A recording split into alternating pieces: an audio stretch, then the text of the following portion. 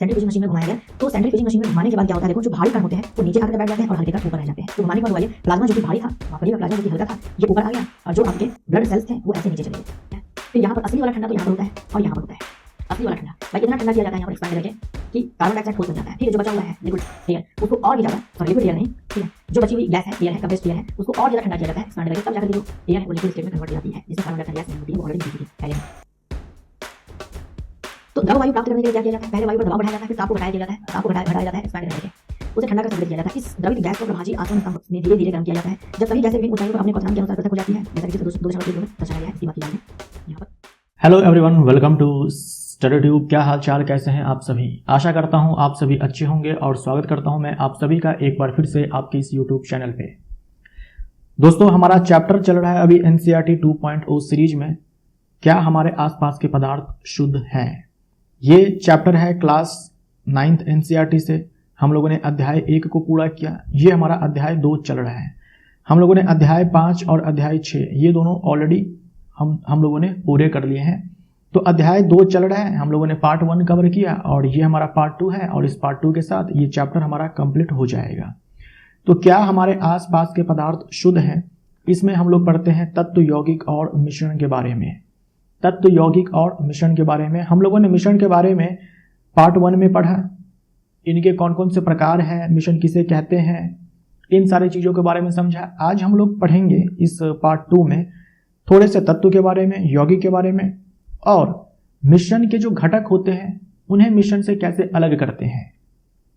जैसे ए और बी मिलकर के एक मिश्रण बनाते हैं, तो वापस से हम ए और बी को कैसे अलग करेंगे मिश्रण से। जैसे नमक और पानी का घोल आपने बनाया, तो हमें वापस से नमक चाहिए और पानी चाहिए। उन दोनों घटकों को नमक पानी के घोल से अलग करना है। नमक पानी का घोल था यानी कि मिश्रण था, अब वहां से नमक भी चाहिए और पानी भी चाहिए, दोनों को अलग करना है। तो मिश्रण के घटकों को अलग करने की कई सारी विधियां होती हैं, भौतिक विधियां होती हैं। उन सारे विधियों के बारे में हम लोग पढ़ेंगे, राइट। मिश्रण के घटकों को अलग करने की जो अलग अलग विधियां होती हैं वो अब एनसीईआरटी बुक से हटा दिया गया है, डिलीट कर दिया गया है इस वाले टॉपिक को, ठीक है। लेकिन फिर भी मैं आपको पढ़ाऊंगा। इससे पहले जो एनसीईआरटी की किताब थी उसमें ये टॉपिक था, और मुझे लगता है कि इस टॉपिक से जो है आपके एग्जाम में अभी भी प्रश्न पूछे जा सकते हैं, तो मैं आपको करवाऊंगा। और पहले हम लोग यही कवर करने वाले हैं। देखो ये है 2.3। खैर ये टॉपिक आपको नहीं मिलेगा 2.3 में, हो सकता है कोई और टॉपिक आपको मिले। मिश्रण के घटकों का पृथक्करण, यानी मिश्रण के घटकों को अलग अलग करना, ये टॉपिक अब एनसीईआरटी नई वाली जो एनसीईआरटी है उसमें से डिलीट कर दिया गया है, ये नहीं पढ़ना है। लेकिन फिर भी मुझे लगता है कि ये जरूरी है पढ़ना आपके लिए, क्योंकि हो सकता है आपके एग्जाम में प्रश्न पूछ दे यहाँ से। तो इसलिए पहले हम लोग इस वाले टॉपिक को कंप्लीट करेंगे, और इसके बाद तत्व के बारे में पढ़ना है, यौगिक के बारे में पढ़ना है, और बाकी की जो एक्सरसाइज है उन्हें हम लोग कंप्लीट करेंगे। हम पढ़ चुके हैं कि प्रायः प्राकृतिक पदार्थ रासायनिक तौर पर शुद्ध नहीं होते हैं। मिश्रण से घटकों को पृथक यानी कि अलग करने के लिए विभिन्न प्रकार की विधियां प्रयोग में लाई जाती है। भाई मिश्रण में घटक होते हैं, कई सारे घटक होते हैं। जैसे नमक पानी का घोल बनाया, तो वो घोल अपने आप में मिश्रण है, जिसमें घटक कौन से हो गए, नमक और पानी। तो मिश्रण से घटकों को अलग करने के लिए विभिन्न प्रकार की विधियां प्रयोग में लाई जाती है। पृथक करने से मिश्रण के प्रत्येक घटक के बारे में जानकारी प्राप्त करना और प्रयोग में लाना सुगम हो जाता है। जब मिश्रण से उनके घटकों को अलग करते हैं तो इससे हर घटक के बारे में जानकारी प्राप्त करना और प्रयोग में लाना आसान हो जाता है, सुगम हो जाता है। विषमांगी मिश्रण को साधारण भौतिक क्रिया द्वारा पृथक किया जा सकता है। विषमांगी मिश्रण को साधारण भौतिक क्रिया द्वारा पृथक किया जा सकता है। आप याद रखेंगे, चाहे वो समांगी मिश्रण हो चाहे विषमांगी मिश्रण हो, दोनों प्रकार के मिश्रण से उनके घटकों को अलग किया जा सकता है भौतिक क्रिया के द्वारा। यानी सीधा आप याद रखो कि मिश्रण के जो घटक होते हैं, मिश्रण के जो अवयव होते हैं, उन्हें हम लोग मिश्रण से अलग अलग कर सकते हैं भौतिक क्रिया के द्वारा।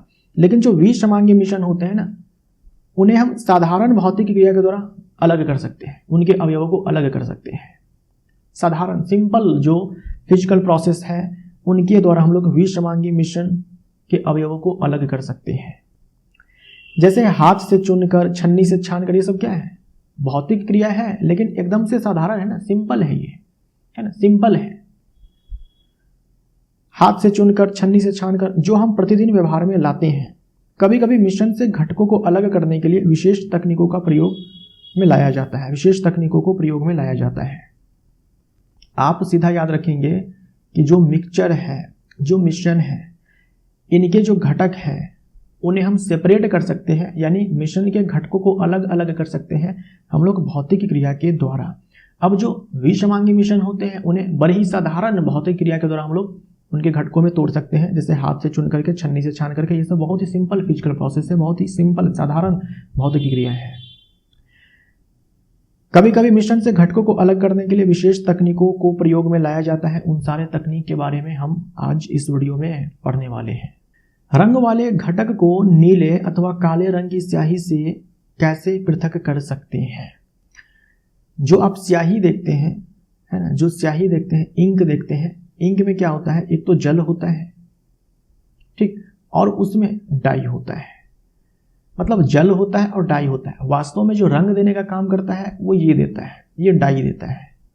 और जल हम जानते हैं कि ये तो रंगहीन होता है, तो जल तो रंगहीन है, लेकिन इसमें ये डाई है जो कि कलर देता है, इसीलिए आपको इंक जो है किसी विशेष रंग का दिखता है। तो रंग वाले घटक को, यानी इस वाले डाई को, चाहे वो नीला डाई हो चाहे वो काला डाई हो, इसे स्याही से कैसे अलग करेंगे।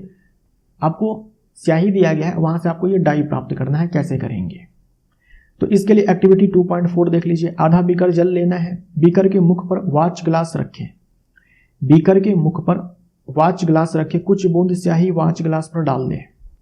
हम लोगों ने एक वॉच ग्लास लिया है और उसको डाल दिया है बीकर के मुंह पर। डायरेक्ट हम इसको गर्म नहीं कर रहे हैं, हम लोग पानी को गर्म कर रहे हैं और उस बीकर के ऊपर हम लोगों ने वॉच ग्लास को डाला हुआ है। अब बीकर को गर्म करना शुरू करें। हम स्याही को प्रत्यक्ष रूप से गर्म नहीं करना चाहते हैं, हम डायरेक्ट इस वॉच ग्लास को इस चूल्हे पर नहीं डालेंगे, इनडायरेक्ट वे में गर्म कर रहे हैं। आप देखेंगे कि वॉच ग्लास से वाष्पीकरण हो रहा है, वाष्पीकरण होने तक गर्म करना जारी रखते हैं। जब वॉच ग्लास पर कोई परिवर्तन नहीं दिखता है तब हम उसे गर्म करना बंद कर देते हैं। इसे ध्यान से देखें और प्रेक्षित करें। तो बहुत ही सिंपल है भाई, ये इंक है, इस इंक को डाल दिया इस वॉच ग्लास पे। डायरेक्ट हम इसको हीट नहीं कर रहे हैं, यानी डायरेक्ट हम इसको बर्नर के पास नहीं डाल रहे हैं। हम लोगों ने बीकर में जल रखा हुआ है और इस बीकर को गर्म कर रहे हैं, और यहाँ से गर्मी पा करके ये जो स्याही में पानी है ये वाष्पीकृत हो जाएगा और बच जाएगा ये डाई। तो बहुत ही सिंपल है। क्या हुआ, यहाँ पर वाष्पीकरण करवाया गया है, वाष्पीकरण करवाया गया है। मान लीजिए आपके पास नमक पानी का घोल है, वहां से नमक और पानी को अलग अलग करना है, तो आप क्या करो, उसको गर्म करना चालू कर दो, पानी जो है वाष्पीकृत हो जाएगा और नमक रह जाएगा। सेम कॉन्सेप्ट यहाँ पर लगाया गया है। वाष्पीकरण के द्वारा जो है यहाँ पर इंक से डाई को प्राप्त किया गया है, राइट, वाष्पीकरण के द्वारा। अब उत्तर देना है आपके विचार में, वॉच ग्लास पर से किसका वाष्पीकरण हुआ है। पानी का हुआ है, पानी का वाष्पीकरण हो गया। क्या वॉच ग्लास पर कोई अवशेष बचा है। बिल्कुल, जो डाई है स्याही में, जो डाई है, जो रंग देने वाला घटक है वो बचा है। आप क्या प्रतिपादित करेंगे, क्या स्याही एक शुद्ध पदार्थ है या मिश्रण है। बिल्कुल, ये शुद्ध पदार्थ नहीं है। शुद्ध पदार्थ हम लोग तत्व और यौगिक को बोलते हैं। ये अपने आप में एक मिश्रण है। किसका मिश्रण है, तो जल और डाई का मिश्रण था। शुद्ध पदार्थ को आप भौतिक प्रक्रिया द्वारा उनके घटकों में नहीं तोड़ सकते हैं। मैंने आपको बताया था पिछले वाले पार्ट में, जैसे ये जल है तो जल को आप हाइड्रोजन और ऑक्सीजन में भौतिक प्रक्रिया द्वारा आप नहीं तोड़ सकते हैं। ये जो आपने वाष्पीकरण करवाया ये क्या था, ये भौतिक प्रक्रिया है मिश्रण के घटकों को अलग करने के लिए। तो वाष्पीकरण के जरिए आप शुद्ध पदार्थ को उनके घटकों में नहीं तोड़ सकते हैं। ये अपने आप में क्या है, मिश्रण है, और मिश्रण को अशुद्ध पदार्थ कहा जाता है। हम पाते हैं कि स्याही जल में रंग का एक मिश्रण है। स्याही क्या है, जल में रंग का एक मिश्रण है। इस तरह से हम विलायक से विलय पदार्थ को वाष्पीकरण की विधि के द्वारा अलग कर सकते हैं। जैसे नमक पानी का घोल है, ये नमक है और ये पानी है। ये जो नमक है हम जानते हैं कि ये तो विलय है, और ये जो पानी है ये विलायक है। नमक पानी का घोल अपने आप में समांगी मिश्रण है। तो पानी हम जानते हैं कि वाष्पीकृत हो जाता है, तो हम पूरे विलयन को गर्म करना चालू करेंगे, पानी धीरे धीरे वाष्पीकृत हो जाएगा और बच जाएगा नमक। आपको पानी भी चाहिए, पानी के ही रूप में। तो इस पानी को आप क्या करेंगे, जब ये पानी भाप बनेगा तो इसको आप वापस से ठंडा कर देना, कंडेंस कर देना, पानी भी मिल जाएगा आपको। ठीक। दूध से क्रीम को कैसे अलग कर सकते हैं? दूध से क्रीम को अलग करना है, घर में आपने देखा भी होगा, है ना। हो सकता है कि आपकी मम्मी हो, दीदी हो, ये काम करती हो घर में घी बनाने के लिए स्पेशली। आजकल हम बाजार में संपूर्ण यानी कि full cream, toned, double toned प्रकार के दूध पॉली पैक अथवा टेट्रा पैक में पाते हैं। पॉली पैक, टेट्रा पैक, वही दूध के जो पैकेट्स होते हैं उनकी बात की जा रही है। दूध के इन प्रकारों में भिन्न भिन्न मात्रा में वसा होती है। एक्टिविटी 2.5 देखिए, आपको दिया गया है यहाँ पर इसे समझाने के लिए। एक परख नली में थोड़ी मात्रा में संपूर्ण क्रीम युक्त दूध ले, यानी कि फुल क्रीम हमें दूध जो है लेनी है। अब केंद्रीय यंत्र सेंट्रीफ्यूगेशन मशीन से इसे 2 मिनट तक अपकेंद्रित करें। अगर स्कूल में यह यंत्र उपलब्ध नहीं है तो यह प्रयोग आप घर पर रसोई में प्रयोग होने वाली मथनी या मिक्सी से भी कर सकते हैं। मसाला पीसने के लिए मिक्सी जो आता है उसमें दूध डाल दो और उसको क्या करो, चालू कर दो।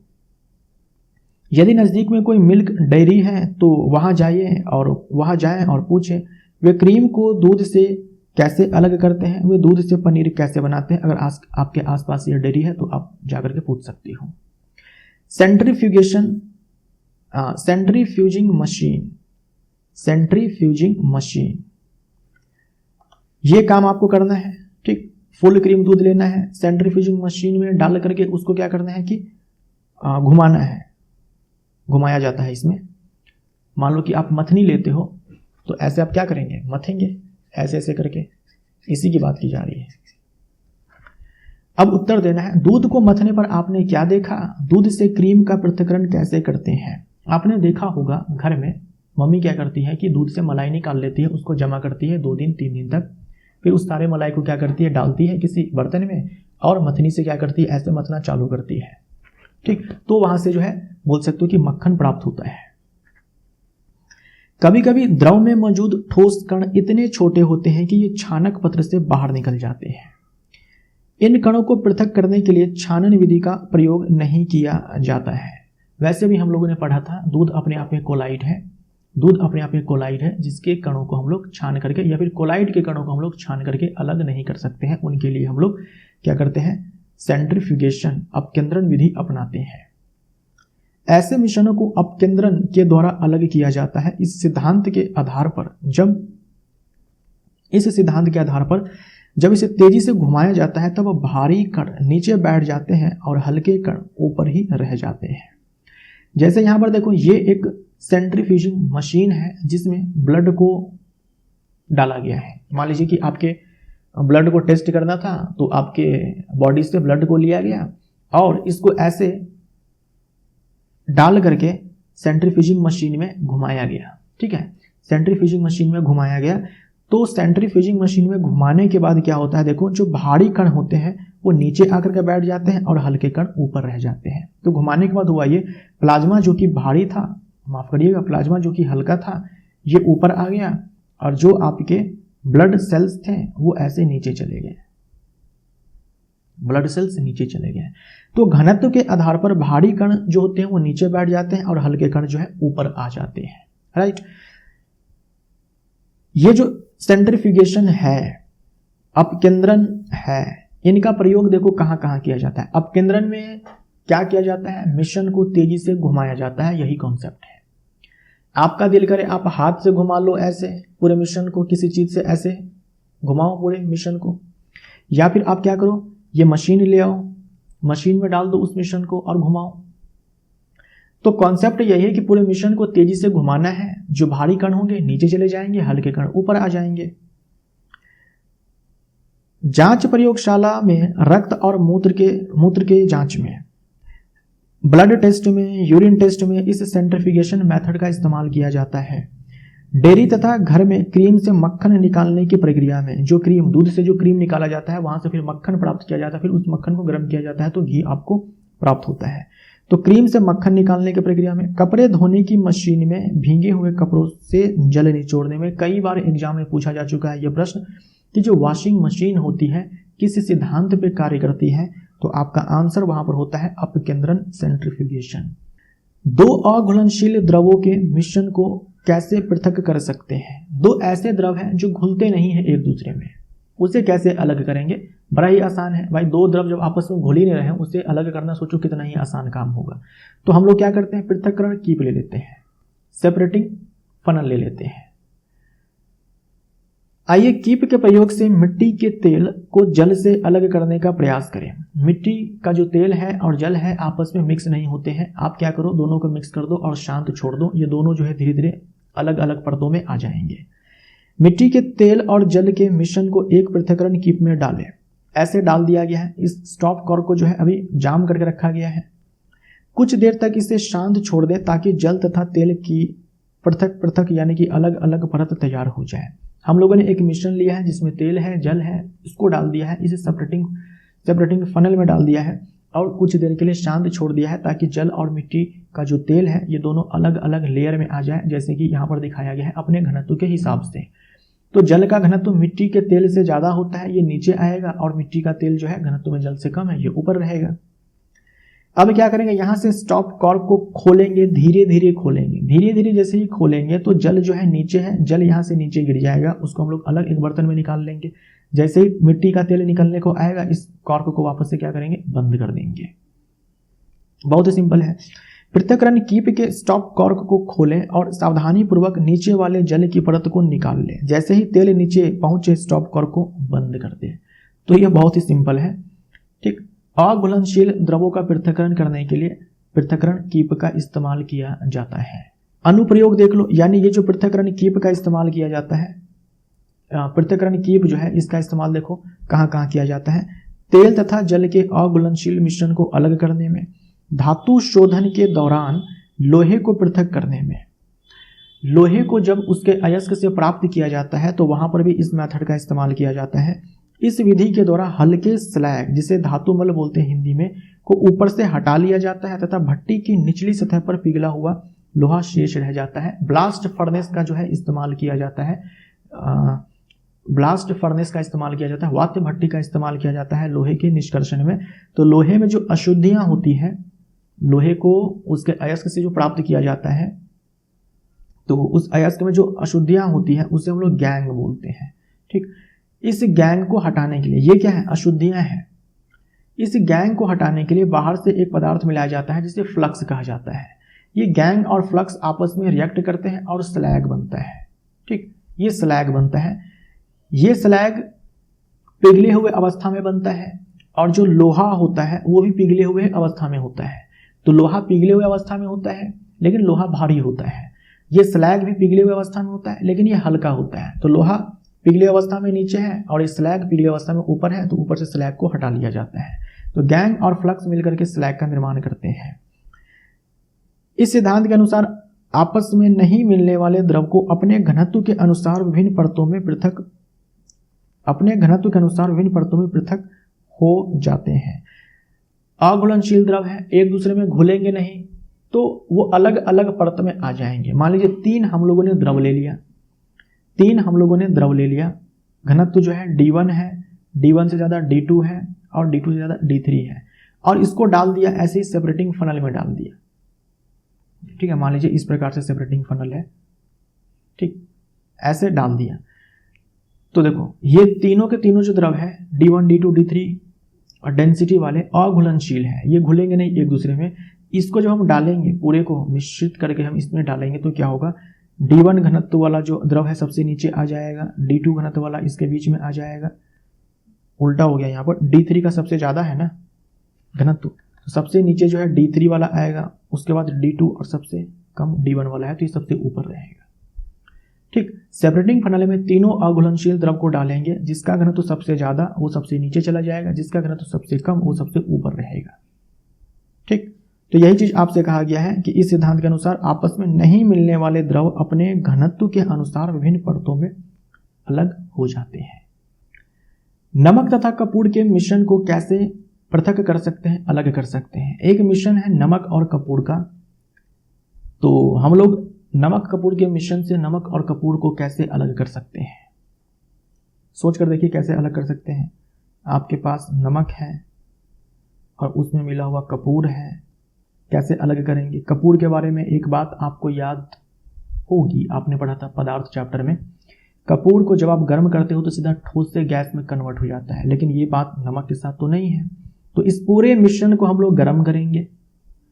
कपूर ठोस अवस्था में जो था ये अब सीधे गैस में कन्वर्ट हो जाएगा और वापस से उस गैस को क्या करेंगे, ठंडा करके इसे ठोस के रूप में प्राप्त कर देंगे और बच जाएगा ये नमक। पिछले अध्याय में यानी कि पदार्थ वाले चैप्टर में हमने पढ़ा है कि कपूर को गर्म करने पर वह ठोस अवस्था से सीधे गैस अवस्था में परिवर्तित हो जाता है। इस प्रकार उन मिश्रणों जिनमें ऊर्ध्वपातित हो सकने वाले अवयवों को ऊर्ध्वपातित न होने योग्य अशुद्धियों से पृथक करने के लिए ऊर्ध्वपातन की प्रक्रिया का उपयोग करते हैं।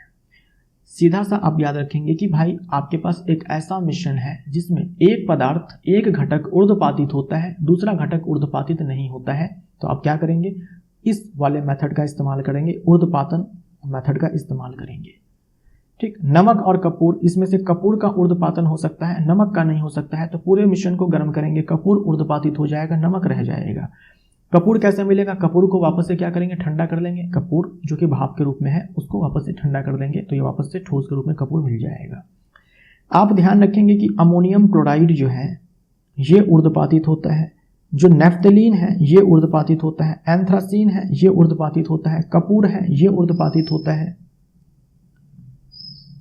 ठीक, ये सारे ऊर्ध्वपातित होने योग्य ठोस पदार्थ के कुछ उदाहरण हैं। डायरेक्ट आपके एग्जाम में पूछा जाता है निम्नलिखित में से कौन ऊर्ध्वपातित होता है, या तो अमोनियम क्लोराइड आ जाएगा, या तो एंथ्रासीन आ जाएगा, नेफ्थलीन आ जाएगा, कपूर आ जाएगा, या फिर आपने पढ़ा था ठोस कार्बन डाइऑक्साइड। ठोस कार्बन डाइऑक्साइड भी तो ऊर्ध्वपातित होता है, यानी कि ड्राई आइस, शुष्क बर्फ, इसी को हम लोग शुष्क बर्फ बोलते हैं। तो यही चीज यहां पर किया गया है। देखो चीनी मिट्टी की प्याली है, इसमें कपूर और नमक का मिश्रण लिया गया है, इसको गर्म किया जा रहा है नीचे से। नमक वाष्प में कन्वर्ट नहीं होगा, लेकिन जो कपूर है ये तो सीधा ठोस से गैस में कन्वर्ट हो जाएगा। तो कपूर वाष्प में कन्वर्ट हुआ, वापस से इस वाष्प को ठंडा कर लिया गया, या फिर ऐसे बोल सकते हो जैसे से वाष्प जो है ऊपर गया वो ठंडा होता चला गया, ठंडा होकर के वापस से जो है इस उल्टी रखी कीप के सतह पर जाकर के ठोस के रूप में जमा हो जाता है। यानी वाष्प में कन्वर्ट हुआ, वापस से वो कंडेंस कर जाता है। डायरेक्ट कंडेंस नहीं बोलेंगे, डिपोजिशन बोलेंगे। ठीक है, जो इसका वाष्प है सीधा देखो यहाँ पर ठोस में कन्वर्ट हो गया, इसे हम लोग डिपोजिशन बोलेंगे। ठीक है, डिपोजिशन। कंडेंसेशन संघनन में तो ये होता है कि वाष्प जो है द्रव में बदलता है, यहाँ तो सीधा वाष्प से जो है ठोस बन गया, तो इसे हम लोग क्या बोलते हैं, निक्षेपण बोलते हैं, निक्षेपण बोलते हैं। क्या काली स्याही में डाई एक ही रंग है? थोड़ी देर पहले आपने इंक के बारे में पढ़ा था कि भाई इंक में जल है और क्या है, डाई है। आपने इस जल को वाष्पीकृत करवाया था और इस डाई को प्राप्त किया था। अब ये जो डाई है, मान लीजिए इंक जो है, इंक ये जो इंक है ये काले रंग का इंक था, तो आपने कहा कि भाई काले रंग का डाई है, जल तो रंग दे नहीं रहा है यहाँ पर, तो डाई दे रहा है, काले रंग का डाई है। लेकिन क्या इस डाई में केवल काला रंग ही है? डाई में काले के अलावा दूसरे प्रकार के रंग भी होते हैं। यही आपसे कहा जा रहा है, क्या काली स्याही में डाई एक ही रंग है? क्या काली स्याही में सिर्फ काले रंग का डाई है? नहीं, इसमें और भी प्रकार के और भी रंग के डाई हो सकते हैं। तो वो जो अलग अलग प्रकार के डाई है उसे प्राप्त करना है, उसे प्राप्त करना है। तो क्या करेंगे, देखो छानक पत्र की एक पतली परत लें, ये छानक पत्र है, इसकी हम लोगों ने एक पतली सी परत ले ली।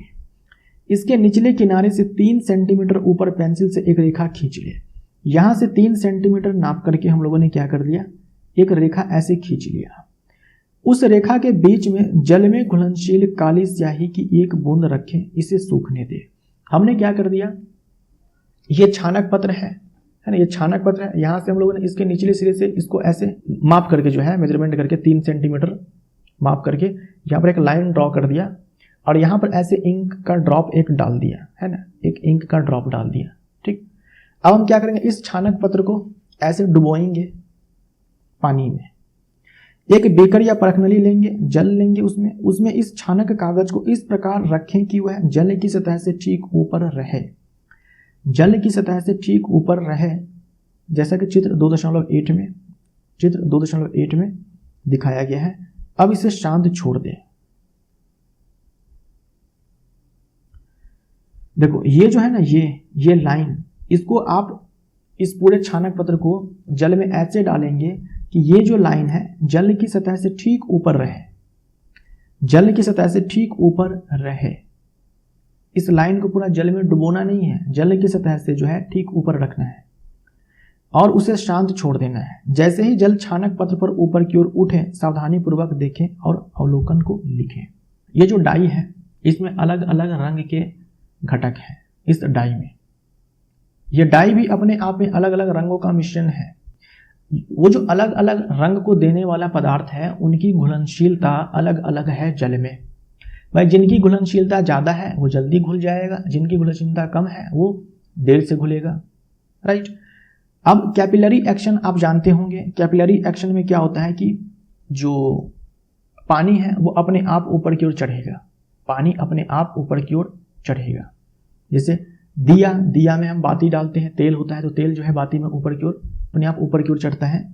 ठीक वही काम होगा यहाँ पर कि जो जल होगा वो इस छानक पत्र पे जो है अपने आप ऊपर की ओर चढ़ेगा।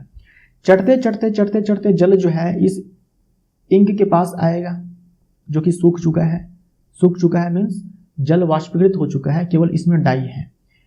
तो चढ़ते चढ़ते पानी जो है इस डाई के पास आएगा, जो अभी आपको लग रहा है कि एक ही रंग का डाई है, लेकिन एक्चुअल में इसमें क्या है कि एक से ज़्यादा रंग का डाई है। अब होगा ये कि जो डाई जल में ज़्यादा घुलनशील है वो तो घुल जाएगा, जो डाई जल में ज़्यादा घुलनशील है वो तो घुल जाएगा और पानी लगातार ऊपर चढ़ता भी रहेगा। तो जो डाई ज़्यादा घुलनशील है वो घुल जाएगा और पानी जो ऊपर चढ़ेगा ना उसके साथ वो डाई भी ऊपर की ओर चढ़ जाएगा। तो आपको जो अलग अलग रंग का डाई है वो ऐसे लाइन में अलग अलग आपको दिखेगा। अब ऐसे नहीं कि एग्जैक्ट स्पॉट की तरह आपको दिखेगा, लेकिन दिख जाएगा कि हाँ यहाँ पर जो है अलग रंग का डाई है, यहाँ पर अलग रंग का डाई है, यहाँ पर अलग रंग का डाई है। तो जो डाई सबसे ज़्यादा घुलनशील है वो सबसे ऊपर मिलेगा, जो डाई सबसे कम घुलनशील है वो सबसे नीचे मिलेगा। कॉन्सेप्ट यही है। कैपिलरी एक्शन से पानी ऊपर चढ़ेगा, जो डाई ज़्यादा घुलनशील है वो जल्दी घुल जाएगा और पानी के साथ ऊपर चढ़ जाएगा, पानी के साथ ऊपर की ओर चला जाएगा, और जो डाई सबसे कम घुलनशील है वो सबसे नीचे रहेगा इसी छानक पत्र पे। इस मेथड को क्रोमैटोग्राफी कहा जाता है। क्रोमैटोग्राफी द्वारा काली स्याही में विद्यमान डाइयों का पृथक्करण, काली स्याही में जो अलग अलग प्रकार के डाई हैं उसको अलग करना। जैसे जैसे जल ऊपर की ओर उठता है, अपने छानक पत्र पर क्या देखा? क्या आपने छानक पत्र के टुकड़े पर विभिन्न रंगों का अवलोकन किया? आपके मत अनुसार रंग के स्थान का छानक पत्र की ओर उठने का क्या कारण है? आपके मत अनुसार रंग के स्थान का, जहां पर आपने वो इंक डाला था उसके स्थान का छानक पत्र ऊपर की ओर उठने का क्या कारण? छानक पत्र पर है ना, यहाँ पर छूटा हुआ है कुछ, ये छूटा हुआ है। छानक पत्र पर ऊपर की ओर उठने का क्या कारण है? तो केशिका बोल सकते हो, केशिका कार्य या केशिक्तो बोलते हैं, इसे कैपिलरी एक्शन बोलते हैं। इसके कारण पानी जो है ऊपर की ओर उठता है और अपने साथ साथ जो डाई है उसको भी उठा करके लेकर जाता है। जो स्याही हमने प्रयोग की उसमें जल विलायक के रूप में है तथा डाई विलाय के रूप में है। स्याही में विलायक जल होता है और जो डाई होता है वो विलय होता है। तो हमने पहले सुखाया था इसलिए, ताकि ये जो जल है वाष्पीकृत हो जाए। जैसे ही जल छानक पत्र पर ऊपर की दिशा की ओर अग्रसर होता है, यह डाई के कणों को भी अपने साथ ले लेता है। जल ऊपर की ओर चढ़ रहा है, रास्ते में डाई के कण मिल गए, बोला भाई तुम भी चलो मेरे साथ ऊपर। तो जो ज्यादा घुलनशील था वो जल्दी तैयार हो गया ऊपर जाने को, वो चला गया ऊपर घुल करके। प्रायः डाई दो या दो से अधिक रंगों का मिश्रण होता है। प्रायः जो डाई होता है उसमें कोई एक रंग का डाई नहीं होता है, दो या दो से अधिक रंगों का डाई होता है जिसका वो मिश्रण होता है। रंग वाला घटक जो कि जल में अधिक घुलनशील है तेजी से ऊपर उठता है और इस प्रकार रंगों का पृथक्करण संभव हो जाता है। कॉन्सेप्ट मैंने आपको समझा दिया। जो ज्यादा घुलनशील है वो जल के साथ तेजी के साथ ऊपर की ओर चढ़ जाएगा, जो सबसे कम घुलनशील है वो सबसे नीचे रह जाएगा। मिश्रण से घटकों को पृथक करने की इस विधि को क्रोमैटोग्राफी कहते हैं, है ना, क्रोमैटोग्राफी कहते हैं। ग्रीक में क्रोमा का अर्थ रंग होता है। इस विधि को सबसे पहले रंगों को अलग करने में प्रयोग किया गया था, इसलिए इसका नाम क्रोमैटोग्राफी पड़ा। तो क्रोमा का मतलब रंग होता है, इस मेथड को क्रोमैटोग्राफी बोलते हैं। यह एक ऐसी विधि है जिसका प्रयोग उन विलय पदार्थों को अलग करने में होता है जो एक ही प्रकार के विलायक में घुले होते हैं। जैसे स्याही के केस में आपने देखा, जो जल है वो विलायक है और जिसमें अलग अलग रंग के डाई है। तो जल एक सिंगल विलायक है और उसमें अलग अलग रंग के डाई है। तो एक ही विलायक में एक से जो विलय पदार्थ होते हैं अलग अलग वो घुले होते हैं। यह एक ऐसी विधि है जिसका प्रयोग उन विलय पदार्थों को अलग करने में होता है जो एक ही प्रकार के विलायक में घुले होते हैं। विलायक एक होगा, विलय एक से ज्यादा हो सकता है। तकनीक में विकास के साथ ही क्रोमैटोग्राफी में नई तकनीकों का विकास हुआ, जिसके बारे में आप उच्च कक्षाओं में पढ़ेंगे। क्रोमैटोग्राफी जो है अलग अलग प्रकार के भी होते हैं, तो इनके बारे में हमें नहीं पढ़ना है, ये सब हायर क्लासेस में पढ़े जाते हैं। इस वाले चैप्टर में आपको क्रोमैटोग्राफी के बारे में यही ध्यान में रखना है। आपसे डायरेक्ट एग्जाम में प्रश्न जो है पूछा जाएगा कि भाई जो अलग काली स्याही या फिर जो स्याही होता है उसमें जो डाई होता है उसमें अलग अलग रंग के घटक होते हैं, उन्हें कैसे अलग करते हैं, तो आप बोलेंगे क्रोमैटोग्राफी। और डायरेक्ट सवाल ये आए कि स्याही से हमें डाई को प्राप्त करने के लिए किस भौतिक प्रक्रिया का इस्तेमाल करना होगा, तो आप बोलेंगे वाष्पीकरण। लेकिन इस डाई में जो अलग अलग रंग के घटक है उसे प्राप्त करने के लिए क्रोमैटोग्राफी का इस्तेमाल किया जाएगा। क्या क्या अनुप्रयोग है क्रोमैटोग्राफी का, कहाँ कहाँ यूज होता है? डाई में रंगों को पृथक करने के लिए, अलग करने के लिए, जो आपको लगता है डाई में एक ही रंग है, अलग अलग रंग होते हैं, उनको अलग करने के लिए। प्राकृतिक रंगों से पिगमेंट को अलग करने में, जो प्राकृतिक रंग होते हैं, नेचुरल कलर्स होते हैं, वहां से पिगमेंट को अलग करने में। रक्त से नशीले पदार्थों को अलग करने में, ब्लड में जो नशीले पदार्थ होते हैं उसे अलग करने में। ये सारे एप्लीकेशंस जो है आप याद रखिएगा, यहां से आपके एग्जाम में प्रश्न पूछे जा सकते हैं। दो घुलनशील द्रवों के मिश्रण को कैसे पृथक कर सकते हैं? एक ऐसा मिश्रण है जिसमें दो द्रव है और दोनों एक दूसरे में अच्छे से घुल रहे हैं। आपने थोड़ी देर पहले देखा था पृथक्करण कीप के इस्तेमाल से उन दो द्रवों को अलग किया गया था जो एक दूसरे में घुल नहीं रहे थे, जो जल और मिट्टी का तेल था। ठीक, उनके बारे में हम लोगों ने पढ़ लिया। बहुत ही सिंपल है पृथक्करण कीप का इस्तेमाल करना। यहां है दो घुलनशील द्रव, एक मिश्रण है, दो घुलनशील द्रव है, और अब इन दोनों द्रवों को अलग करना है। कैसे करेंगे? जैसे कि एसीटोन और जल, एसीटोन और जल एक दूसरे में अच्छे से घुल जाते हैं, उनके मिश्रण से पृथक्करण करने का प्रयास करें। ये एसीटोन और जल है, इनका एक मिश्रण है, मिक्सचर है, वहां से एसीटोन और जल को प्राप्त करना है, वहां से इन दोनों को प्राप्त करना है। एक ऐसा मिश्रण है जिसमें जल भी है, एसीटोन भी है। अब यहां से एसीटोन और जल को अलग अलग प्राप्त करना है। मिश्रण को आसवन फ्लास्क में ले, इसमें एक थर्मामीटर लगाएं। ये एक आसवन फ्लास्क है, ऐसे जो आपको दिखाया गया है, इसमें एक थर्मामीटर डाल दिया गया है। उपकरण को दिए गए चित्र 2.9 के अनुसार व्यवस्थित करें। पूरा ऐसे अरेंजमेंट करना है। मिश्रण को धीरे धीरे गर्म करें और सावधानी पूर्वक थर्मामीटर का अवलोकन करें। पूरे मिश्रण को धीरे धीरे गर्म करना है और थर्मामीटर पर नजर बनाए रखना है। एसीटोन वाष्पीकृत होता है तथा संघनित होकर संघनक द्वारा बाहर निकालने पर इसे बर्तन में एकत्रित किया जा सकता है। इस पूरे मिश्रण को जब गर्म किया गया तो एसीटोन जो है भाप बनकर के ऊपर गया और ये संघनक है, जल संघनक है। यानी ये जो जल संघनक है, इसमें क्या होगा, जो जल वाष्प है, जो जल का वाष्प है, जो जल का भाप है, ये जल में बदल जाएगा। ठंडा करके इसको जल में बदल दिया जाएगा। भाप जो है इसको द्रव में कन्वर्ट कर दिया जाएगा। ठीक, तो एसीटोन है, एसीटोन भाप बन करके यहां गया और फिर यहां से जो है इसमें गया। ठीक, यहां से इसमें गया। अब इसमें देखो क्या होता है, ये एंड देखो, यहां से ठंडे जल को भेजा जाता है। ठंडा जल इसके भीतर गया, ठंडा जल इसके भीतर गया। देखो एसीटोन इस वाले रास्ते आएगा, यहां पर देख लो, यहां ठंडा जल है, उस ठंडा जल से ये जो एसीटोन है जो कि भाप है, गर्म है, ये ठंडा जल वहां से ऊष्मा को अवशोषित कर लेगा। एसीटोन भाप में है, भाप के रूप में है एसीटोन, यहां से हीट को खींच लेगा। कौन? ये ठंडा जल, और ये ठंडा जल गर्म हो जाएगा। भाई आपसे गर्मी मैंने खींच ली तो मैं गर्म हो जाऊंगा, आप ठंडे हो जाएंगे, राइट। यही चीज हो रहा है। एसीटोन जो कि भाप के रूप में था वो ठंडा था, सॉरी गर्म था, वहां से गर्मी इस ठंडे जल ने खींच ली तो जल जो है खुद गर्म हो गया।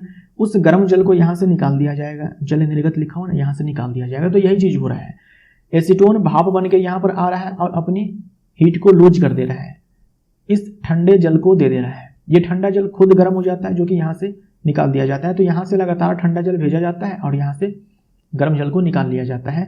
तो एसीटोन जो कि भाप के रूप में था, यहां से हीट को ले लिया गया तो भाप जो है ठंडा हो गया और द्रव में कन्वर्ट हो गया। तो ये जो एसीटोन है यहां पर द्रव के रूप में कन्वर्ट हो जाता है और इसको अलग से प्राप्त कर लिया जाता है।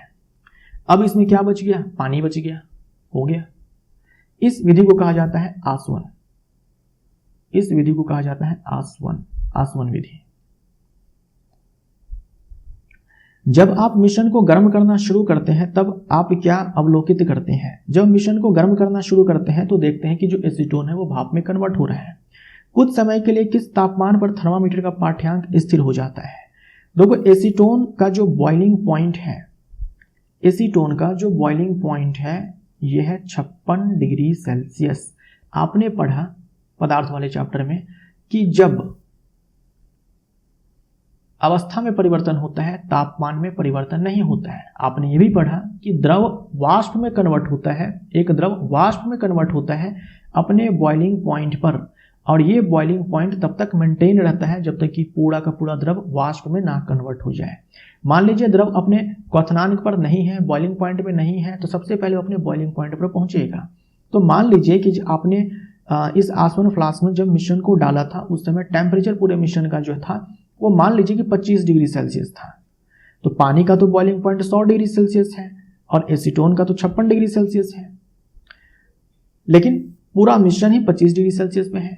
तो क्या होगा, हम मिश्रण को गर्म करना चालू जब किए तो लगातार थर्मामीटर में क्या हुआ, टेम्परेचर बढ़ता गया बढ़ता गया बढ़ता गया बढ़ता गया बढ़ता गया, है ना। 25 हुआ, 30 हुआ, 35 हुआ, 40 हुआ, 55 हुआ, 56 हुआ।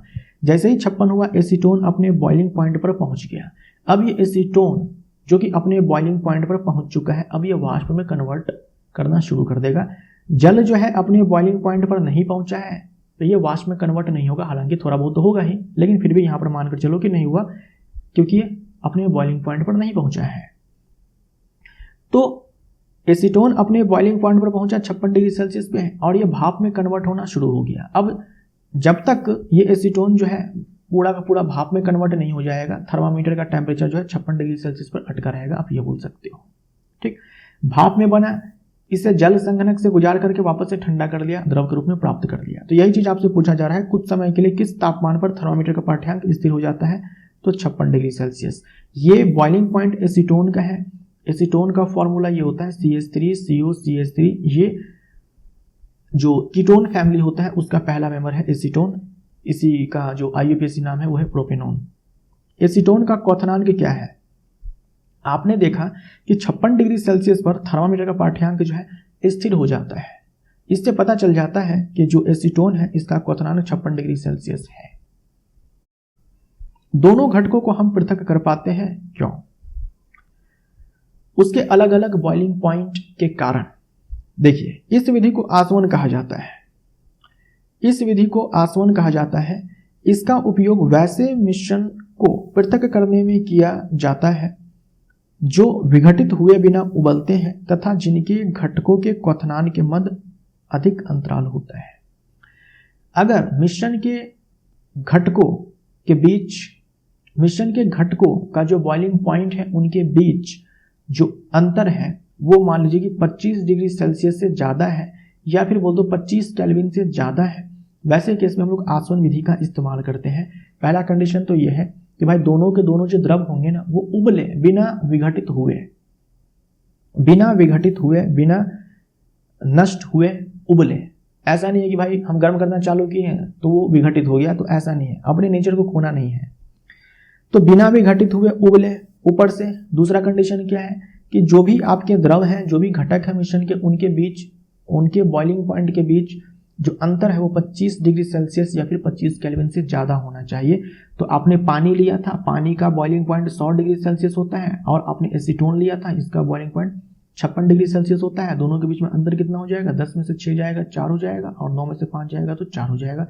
दोनों के बीच जो है 44 डिग्री का अंतर है, तो 25 डिग्री सेल्सियस से ज़्यादा है। ठीक, तो हम लोग आसवन विधि का इस्तेमाल कर सकते हैं, लेकिन तब क्या होगा जब बॉइलिंग पॉइंट के बीच जो अंतर है वो 25 केल्विन या फिर 25 डिग्री सेल्सियस से कम होगा, तब प्रभाजी आसवन विधि का इस्तेमाल किया जाता है। प्रभाजी आसवन विधि का इस्तेमाल किया जाता है।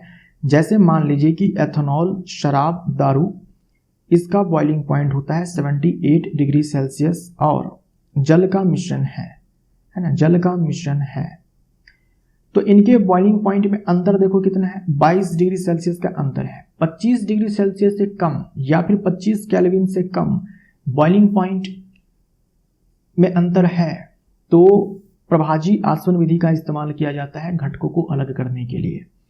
2 या 2 से अधिक घुलनशील द्रवों जिनके क्वथनांक का अंतर 25 केल्विन से कम होता है के मिश्रण को अलग करने के लिए प्रभाजी आसवन विधि का प्रयोग किया जाता है। जैसे वायु से आपको जो अलग अलग गैस हैं उन्हें अलग करना है। वायु में अलग अलग प्रकार की गैसें हैं, नाइट्रोजन है, ऑक्सीजन है, आर्गन है। जैसे आप देखते हैं कि ऑक्सीजन सिलेंडर में ऑक्सीजन गैस भरी गई होती है, वो ऑक्सीजन कहाँ से प्राप्त होता है? इसी प्रभाजी आसवन से जो है वायु से अलग किया जाता है। राइट। पेट्रोलियम उत्पाद को अलग अलग घटकों में तोड़ना, पेट्रोलियम उत्पाद से अलग अलग घटकों को प्राप्त करना, यहां भी जो है प्रभाजी आसवन विधि का इस्तेमाल किया जाता है। राइट।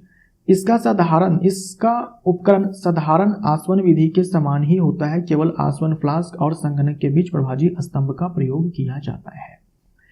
आपने यहां पर देखा सेटअप, देखो यहां पर आसवन फ्लास्क है और उसके बाद जल संघनक है। थर्मामीटर जो है इस आसवन फ्लास्क में डाला गया है। कुछ वैसा ही सेटअप यहां भी है, सेम है, बस एक चीज अलग है। ये जो आसवन फ्लास्क है, ये जो जल संघनक है, इसके बीच में एक एक्स्ट्रा कंपोनेंट आया है, ये प्रभाजी कॉलम, प्रभाजी स्तंभ, और थर्मामीटर जो है इसमें डाला गया है। यही अंतर है। और इसमें देखो तो कांच के गोले डाले गए हैं, है ना, ये है ना, डाले गए हैं। इसका भी यहां पर क्या है, एक रोल है, देखते हैं। साधारण प्रभाजी स्तंभ एक नली होती है जो कि शीशे के गुटके से भरी होती है।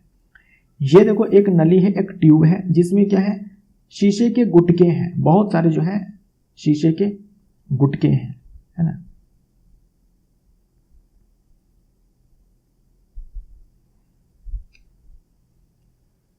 इसमें आप देखेंगे तो बहुत सारे शीशे के गुटके हैं, ऐसे। ये गुटके क्या करते हैं, वाष्प को ठंडा और संघनित होने के लिए सतह प्रदान करते हैं, जैसा कि चित्र 2.10 में दर्शाया गया है प्रभाजी आसवन। जैसे मान लीजिए यहां पर जो भाप बना वो सीधा ऐसे जाता तो ठंडा होता क्या? नहीं होता।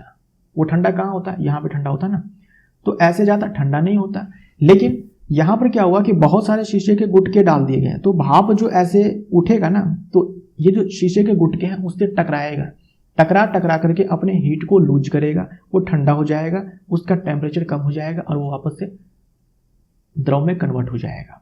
तो बस इसीलिए इसको यहाँ पर रखा गया ताकि टकरा करके अपना हीट लूज करे, वो ठंडा हो जाए भाप और वापस से द्रव में कन्वर्ट हो जाए। जैसे मान लीजिए कि आपने लिया है मिक्सचर एथेनॉल का और जल का, एथेनॉल का और जल का, ठीक, एथेनॉल का और आपने लिया है वाटर का।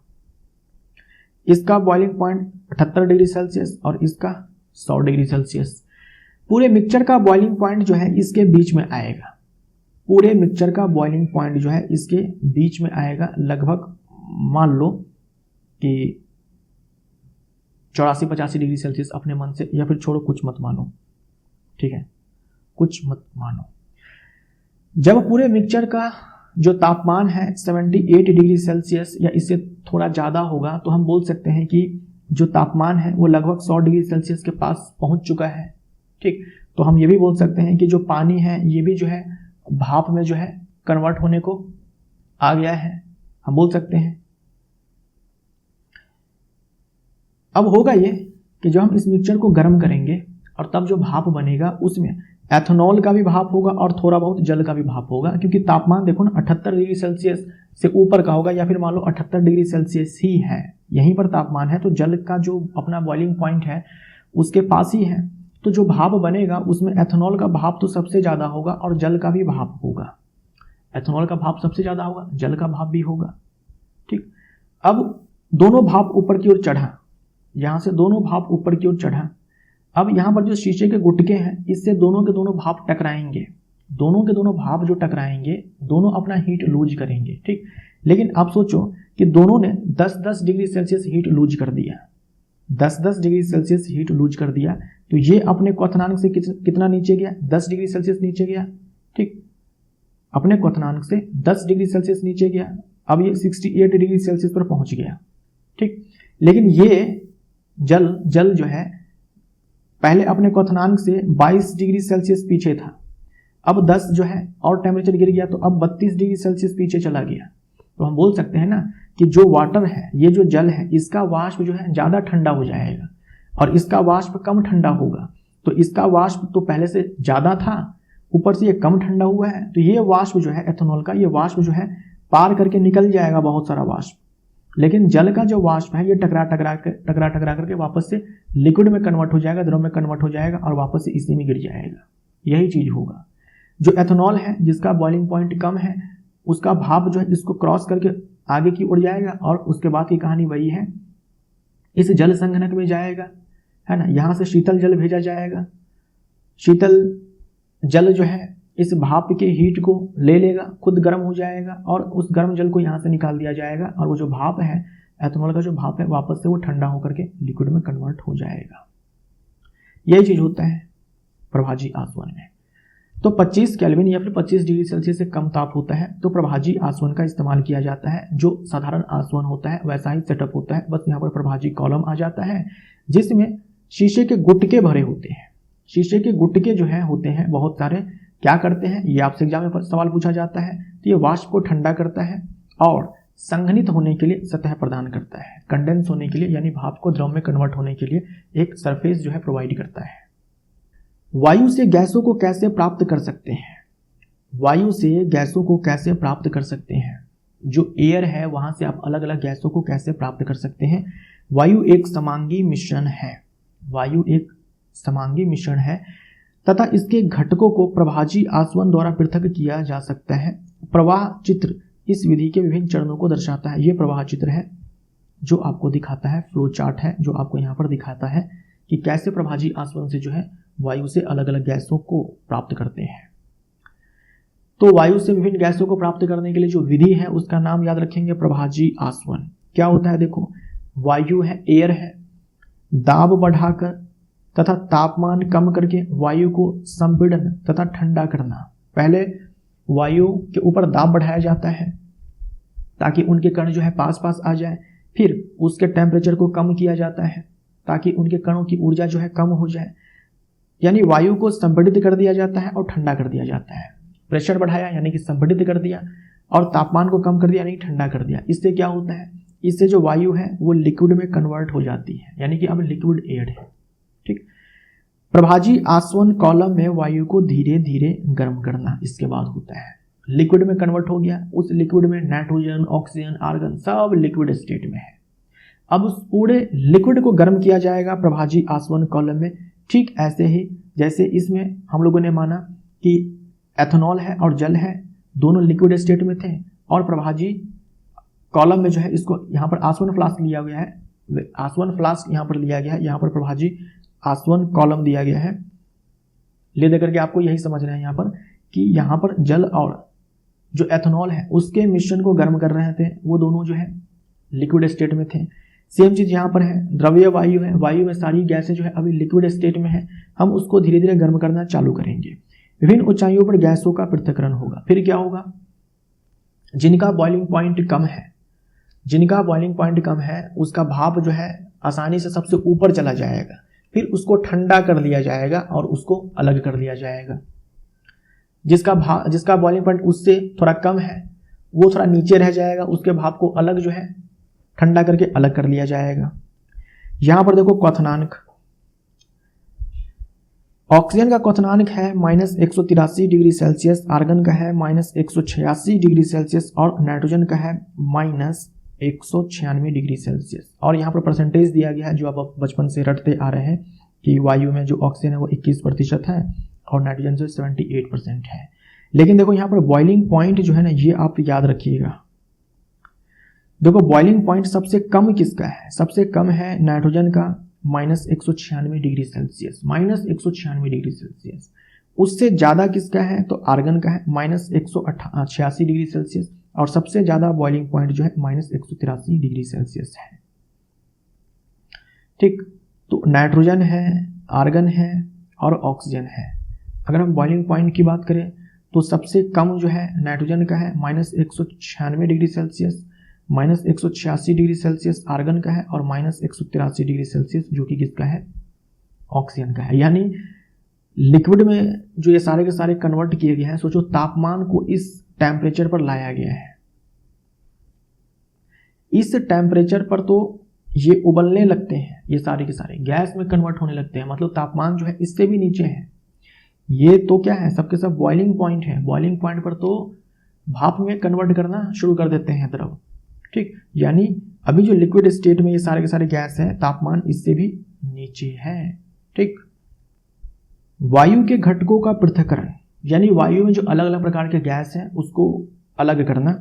देखो अलग करने के लिए पूरा एक सिंपल डायग्राम आपको देकर के समझाया गया है। सबसे पहले दिखाया गया है कि छानक से वायु को पास कराया गया है, यानी वायु में जो डस्ट पार्टिकल्स है, जो भी अशुद्ध है, उसको जो है यहाँ पर फंसा लिया गया है। अंदर जो वायु गई है वो अब शुद्ध है। इस वायु पर जो है दबाव डाला गया है। जब आप किसी गैस पर प्रेशर अप्लाई करते हैं, जब आप किसी गैस को कंप्रेस करते हैं, वो गैस गर्म हो जाती है। ये चीज़ आपने नोटिस भी किया होगा। अगर आपको याद हो तो हो सकता है कि आपने कभी साइकिल का जो ट्यूब होता है पंचर होने के बाद आपने उसमें पंप मार करके हवा भरा होगा। तो जब आपने पंप मारा था उस समय आप क्या कर रहे थे? पंप में जो एयर है उसके ऊपर क्या कर रहे थे? आप प्रेशर अप्लाई कर रहे थे, दाब डाल रहे थे। तो आपने नोटिस किया होगा कि जो पंप होता था वो गर्म हो जाता था, बहुत हार्ड गर्म हो जाता था। पंप जो है बहुत हार्ड गर्म हो जाता था, इसीलिए क्योंकि आप वहाँ पर एयर को कंप्रेस कर रहे थे, आप जो है दबाव डाल रहे थे। तो जब आप किसी गैस पर दाब डालते हैं वो गैस गर्म हो जाती है, और जब आप किसी गैस को अचानक से फैला देते हैं, एक्सपांड कर देते हैं, तो वो गैस ठंडी हो जाती है। इस प्रोसेस में जो है गैस को कंप्रेस भी किया जाता है और एक जगह आप देखेंगे वहाँ पर एक्सपैंड भी किया जाता है। तो जब यहाँ पर एयर को कंप्रेस किया जाता है, दबाव एयर के ऊपर डाला जाता है, हाईली कंप्रेस किया जाता है, तब जो एयर है वो गर्म हो जाती है। तो इसलिए यहाँ पर गर्म वायु को दिखाया गया है। तो यहाँ से नॉर्मल वायु अंदर जाती है, कंप्रेस होती है, वो वायु गर्म हो जाती है। गर्म वायु अब यहाँ से ऐसे आएगी।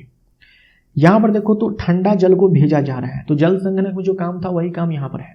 ठंडा जल को जो यहाँ पर भेजा गया, तो ठंडा जल क्या करेगा? ये जो गर्म वायु है यहाँ से हीट को अवशोषित कर लेगा। ठंडा जल यहाँ से गर्म वायु से ऊष्मा को छीन लेगा, ऊष्मा को ले लेगा। उसके बाद वो जल गर्म हो जाएगा, तो वो जल जो गर्म हो चुका है यहाँ से बाहर निकाला जाएगा। तो लगातार जो है यहाँ से ठंडा जल को भेजा जाता है। गर्म वायु से वो ठंडा जल जो ऊष्मा को ले लेता है और खुद गर्म होकर के यहाँ से बाहर निकल जाता है। अब जो गर्म वायु थी अब ये ठंडी हो चुकी है, वायु अब शीतल हो चुकी है और यहाँ पर कंप्रेस किया गया था, संपीड़ित किया गया था। तो शीतल संपीड़ित वायु।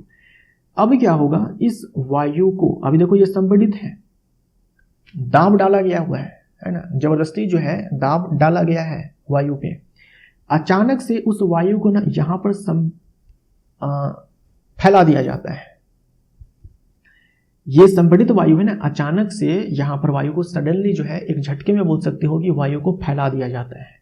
संपीड़ित वायु को फैला दिया जाता है। तो जब आप किसी गैस को फैलाते हैं, मान लीजिए हाईली कंप्रेस्ड वो गैस है, सडनली आप उसको फैला देते हैं, एक्सपैंड कर देते हैं, तो क्या हो जाएगा? वो गैस ठंडी हो जाएगी। इसका भी आपने एक एग्जांपल देखा होगा, जो डीओ आता है, जब आप उसको मारते हैं तो डीओ का बॉक्स आप चेक करेंगे तो वो जो आप के वातावरण का ताप है उसी ताप पे होता है, लेकिन जब वहाँ से गैस निकलती है काफ़ी ठंडी होती है, क्योंकि उसमें जो गैस भरी गई होती है ना वो हाईली कंप्रेस्ड होती है। जब आप दबाते हो, रिलीज करते हो उस बटन को, जो आप दबाते हो तो वहाँ से गैस निकलती है, अचानक से फैल जाती है, एक्सपांड कर जाती है, तो उसका टेम्परेचर गिर जाता है, इसलिए वो वायु आपको जो है ठंडी महसूस होती है। एक तो कारण ये होता है। दूसरा ये होता है कि जैसे ही बॉडी के टच में वो गैस आती है या फिर जो लिक्विड है, अगर लिक्विड टच में आया तो फिर वो वाष्पीकृत हो जाता है, जिससे आपको जो है ठंडक महसूस होती है। लेकिन एक रीजन ये भी है कि जब आपने कंटेनर को छुआ वो कंटेनर गर्म नहीं था, लेकिन जब गैस बाहर निकली वो काफ़ी ठंडी थी, क्योंकि उस कंटेनर के अंदर जो है डिओ बॉक्स के अंदर जो गैस होती है वो हाईली कंप्रेस्ड होती है। जैसे यहाँ पर एयर को कंप्रेस किया गया था, ठीक वैसे ही कंटेनर के अंदर हाईली कंप्रेस्ड गैस होती है। जैसे ही वो बाहर आती है ना वो फैल जाती है, फैलते ही वो गैस ठंडी हो जाती है, फैलते ही वो गैस ठंडी हो जाती है, शीतल जो है वो हो जाती है। सेम चीज यहाँ पर है, यहाँ पर वायु संपीड़ित है, अचानक से इसको एक्सपैंड किया जाता है, एक्सपैंड करते ही गैस का तापमान गिर जाता है। आप देखो इतना तापमान नीचे गिर जाता है, इतना तापमान नीचे गिर जाता है कि जो कार्बन डाइऑक्साइड है ना वो सीधा ठोस में ही कन्वर्ट हो जाता है, वो सीधा ठोस में कन्वर्ट हो जाता है। शुष्क बर्फ के रूप में कार्बन डाइऑक्साइड निर्गत, यहाँ से ठोस कार्बन डाइऑक्साइड बाहर आता है। एक कार्बन डाइऑक्साइड जब ठोस होता है ना उसका ताप लगभग -78 डिग्री सेल्सियस होता है। तापमान इतना ज्यादा गिर जाता है, ठीक, बहुत गिर जाता है तापमान यहाँ पर कि कार्बन जो है ठोस बन जाता है, तो उस कार्बन डाइऑक्साइड को ठोस के रूप में अलग से साइड कर दिया जाता है। अब जो है एयर में, अब जो भी एयर जो है बची हुई है उसमें कार्बन डाइऑक्साइड नहीं है। फिर से यहाँ पर देखो क्या होता है कि उसको फैलाया जाता है, जो कंप्रेस्ड एयर है ना इसको फैलाया जाता है, यहाँ पर फिर से एक्सपांड किया जाता है, फिर से यहाँ पर जो है इसको एक्सपैंड किया जाता है, फिर से टेम्परेचर जो है बहुत ही गिर जाता है, फिर से टेम्परेचर बहुत ही गिर जाता है, और फाइनली सारे के सारे जो एयर है वो लिक्विड स्टेट में कन्वर्ट हो जाते हैं, सारे के सारे जो एयर है लिक्विड स्टेट में कन्वर्ट हो जाते हैं। क्योंकि आप यहाँ पर देखो ना, ये इतना तापमान पर तो इसका बॉइलिंग पॉइंट है, क्वथनांक है, इतने ताप पर तो ये सब गैसीय अवस्था में होंगे। द्रव अवस्था में आने के लिए जो है नाइट्रोजन को -196 से नीचे जाना पड़ेगा, इससे भी कम तापमान चाहिए। तो जब तापमान इससे भी नीचे जाएगा तब जाकर के जो है ये सारी गैसें जो है लिक्विड स्टेट में आने वाली है।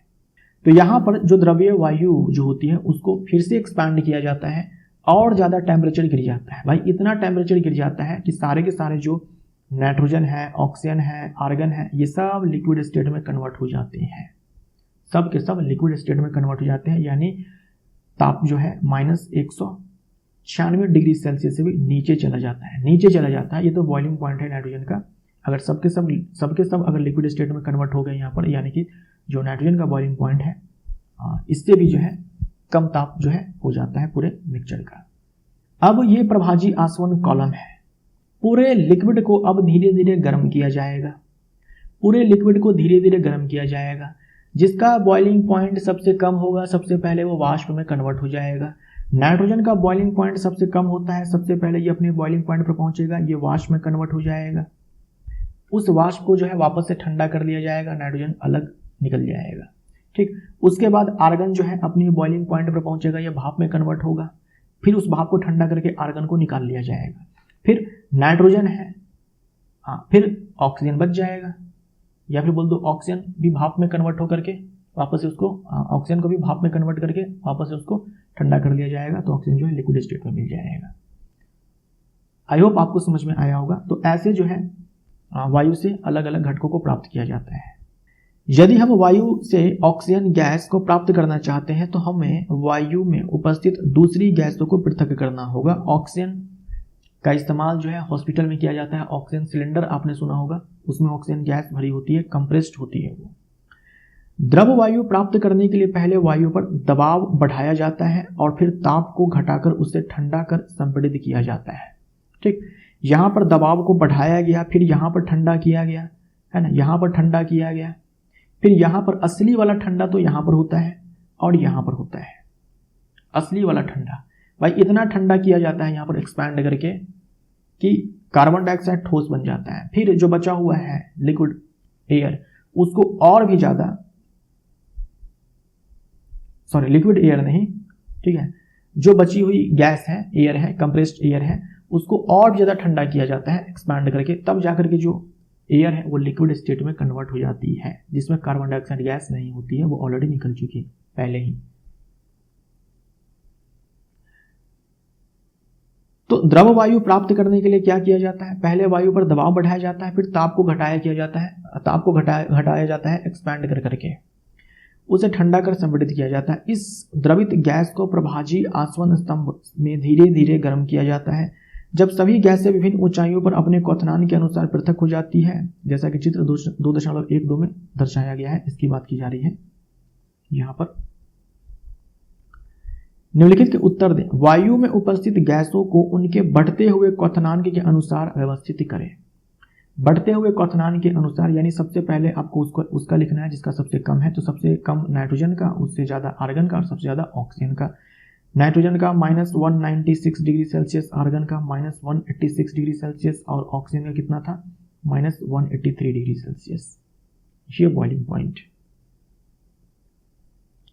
जब वायु को ठंडा किया जाता है तो कौन सा घटक पहले द्रव में परिवर्तित होता है? अब मान लीजिए वायु को ठंडा किया गया तो सबसे पहले कौन सा घटक है जो द्रव में परिवर्तित होगा जब वायु को ठंडा किया जाएगा? तो ठीक, कौन सा है जो सबसे पहले द्रव में परिवर्तित होगा?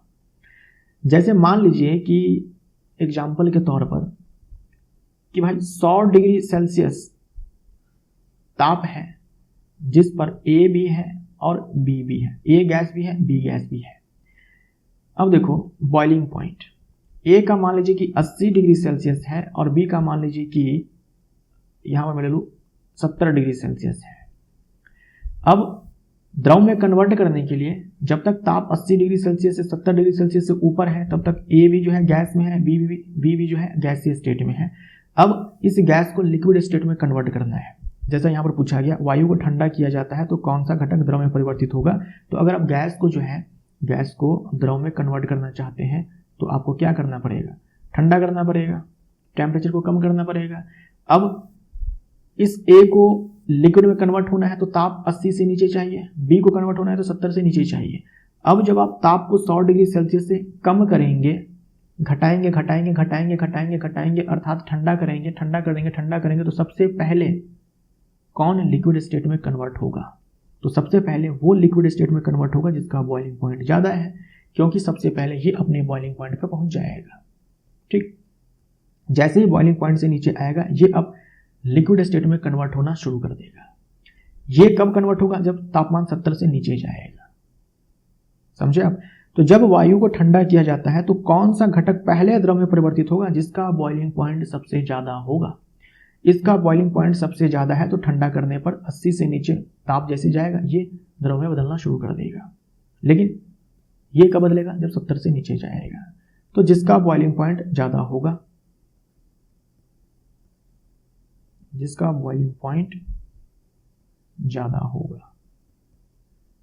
किसी अशुद्ध नमूने में से शुद्ध कॉपर सल्फेट कैसे प्राप्त कर सकते हैं? आपके पास एक सैंपल है कॉपर सल्फेट का, लेकिन वह अशुद्ध है, यानी उसमें अशुद्धि है, प्योर कॉपर सल्फेट नहीं है, उसमें कुछ अशुद्धि है। लेकिन आपको क्या चाहिए? उस अशुद्धि को साइड करके एकदम से शुद्ध कॉपर सल्फेट चाहिए।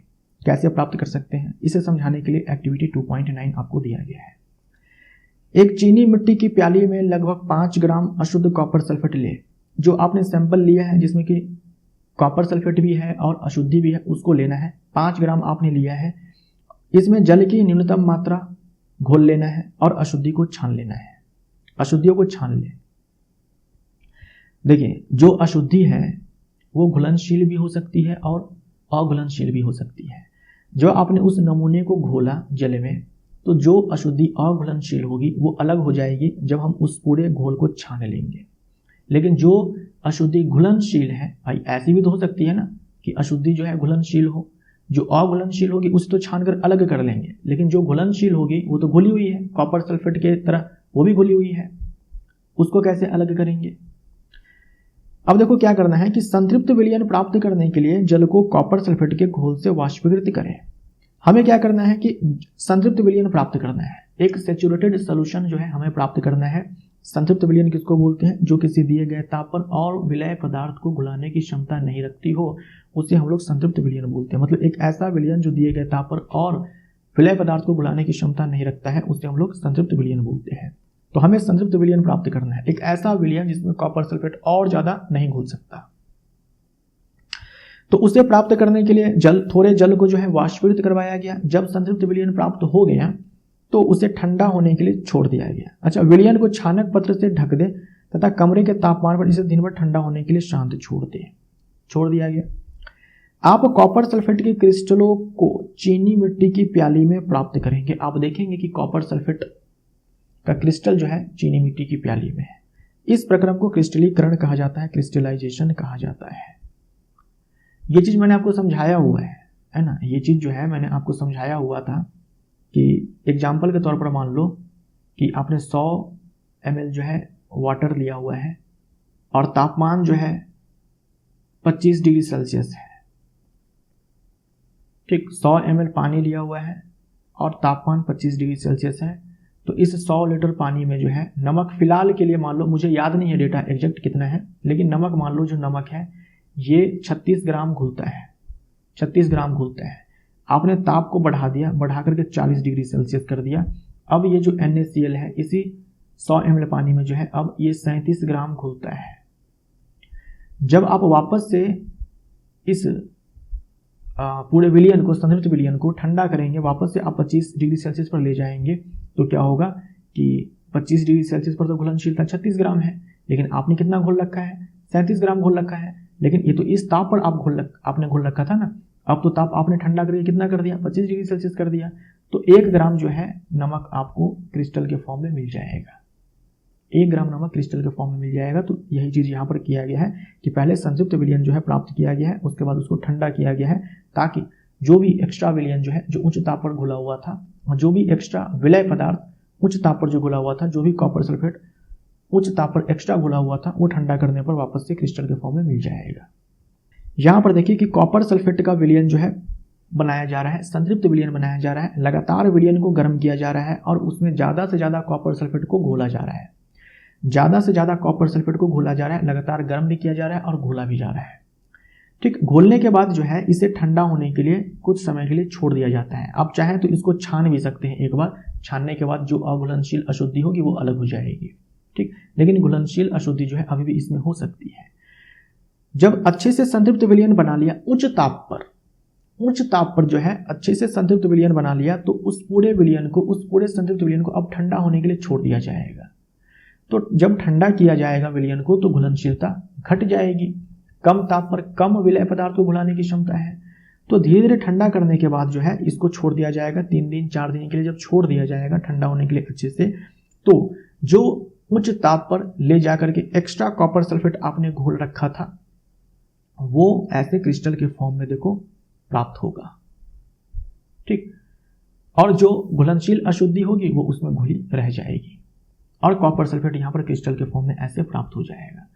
तो इसी को बोलते हैं क्रिस्टलाइजेशन। बहुत ही सिंपल सा प्रोसेस है कि संतृप्त विलयन को बनाना है उच्च ताप पर ले जाकर के, फिर उस विलयन को ठंडा कर देना है, ताकि हमें जो शुद्ध पदार्थ है, कॉपर सल्फेट है, चाहे आप सोडियम क्लोराइड भी ले सकते हो, नमक भी ले सकते हो, वो हमें शुद्ध रूप में मिल जाए।